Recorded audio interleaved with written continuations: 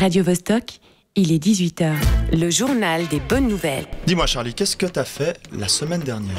Ouais, alors comme ça a l'air plutôt anodin comme question. T'as fait quoi, toi, la semaine dernière, Lionel ? C'est une excellente question. C'est pas grave.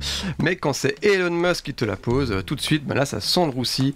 Figure-toi qu'après avoir sabré plus de 100 000 postes aux USA, le fantasque milliardaire aimerait maintenant savoir ce que les fonctionnaires font de leur semaine, et il leur a envoyé un mail gentiment intitulé « Qu'avez-vous fait la semaine dernière ?»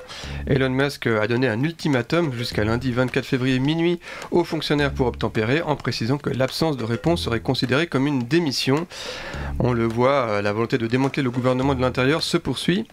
Ce qui est intéressant, c'est que la résistance, elle aussi, s'organise, et il ne s'agit pas de n'importe quelles agences. Le Pentagone, le FBI, le département d'État et le renseignement national, rien que ça, toutes refusent ce qu'elles dénoncent comme une ingérence dans leur management. Le bras de fer ne fait que commencer. Une chose est sûre, le salut de la démocratie américaine et peut-être bien de la paix mondiale passe par l'intérieur des États-Unis. C'est de l'intérieur que doit venir la résistance. Celle des agences gouvernementales sera peut-être la première à amorcer un mouvement de résistance salutaire aux États-Unis. Gisèle Pellicot, parmi les femmes de l'année du Times Magazine. Le choix de Gisèle Pellicot en refusant un procès à huis clos de renoncer à son droit légal à l'anonymat a fait d'elle une héroïne à travers le monde au moment où elle appelait au changement en France et au-delà. Salue le magazine américain qui la qualifie de femme ordinaire qui, face à une tragédie personnelle, a agi de manière extraordinaire. Je voulais que toutes les femmes victimes de viol se disent « Madame Pellicot l'a fait, on peut le faire ». Je ne veux plus qu'elles aient honte. La honte, ce n'est pas à nous de l'avoir, c'est à eux, avait expliqué la septuagénaire à l'ouverture du procès à l'automne dernier. Je veux que mon exemple serve aux autres.